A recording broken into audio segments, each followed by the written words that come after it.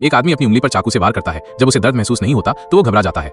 वो एक घाटी में फंसा हुआ है जहां मक्खियां भी नहीं उड़ती और उसे यहां फंसे हुए 35 घंटे हो चुके हैं।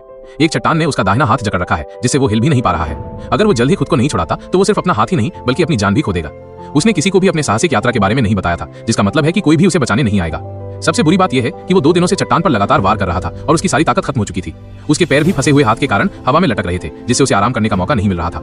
लेकिन इस विकट परिस्थिति में भी उसने सावधानी से अपनी सुरक्षा रस्सी को ऊपर की ओर निकली हुई चट्टान के दरार में फेंक दिया और कई कोशिशों के बाद वो उसे सफलतापूर्वक फंसाने में कामयाब रहा। फिर उसने रस्सी के दूसरे छोर को एक साधारण सीढ़ी की तरह लपेटकर अपनी कमर पर कसकर बांध लिया ताकि वो नीचे लटकने वाले वजन को कम कर सके और अपने सुन्न हो चुके पैरों को आराम दे सके। हालांकि उसकी जीने की तीव्र इच्छा ने उसकी बुद्धि को फिर से जगा दिया। खुद को प्रेरित करने के बाद उसने पर्वतारोहण रस्सी को निकाला और उसे विशाल चट्टान के चारों ओर लपेट दिया। फिर उसने दांतों से सुरक्षा क्लिप को मजबूती से लगाया और चरखी के बल का उपयोग करके टन भर भारी चट्टान को उठाने का इरादा किया।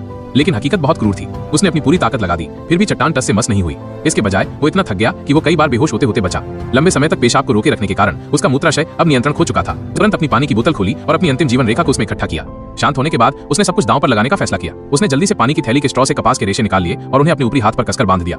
फिर उसने एक सुरक्षा क्लिप को बांधकर एक टोर्निकेट बनाया और दृढ़ता से चाकू निकाला।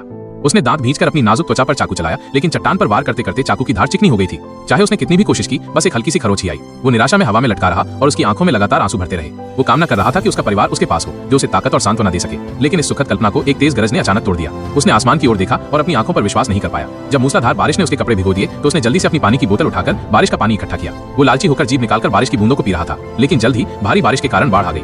उफनता हुआ पानी तेजी से दरारों में भर गया, जिससे पानी का स्तर तेजी से बढ़ गया और जल्द ही उसकी गर्दन तक पहुंच गया। लेकिन सौभाग्य से पानी में चट्टान का भार कम हो गया, जिससे उसे आसानी से धक्का देने में मदद मिली। वो लड़खड़ाता हुआ उस खतरनाक जगह से बाहर निकला और पागल की तरह अपनी कार की ओर भागा, सीधे घर चला गया। लेकिन अजीब बात यह थी कि उसकी प्रेमिका ने उसे बेरुखी से घूरा और फिर बेरहमी से दरवाजा बंद कर दिया। उसकी आंखों की रोशनी भी धीरे धीरे धुंधली होने लगी। उसे एहसास हुआ कि यह सब उसके अवचेतन का भ्रम था। ये महसूस करते हुए कि उसकी मानसिक स्थिति खराब हो गई है, उसने कोई भी रास्ता न छोड़ने का फैसला किया। उसने अपने कैमरे पर एक संदेश रिकॉर्ड किया और फिर बचा हुआ सारा पानी पी गया। अपने दाहिने हाथ को अलविदा कहने की तैयारी की।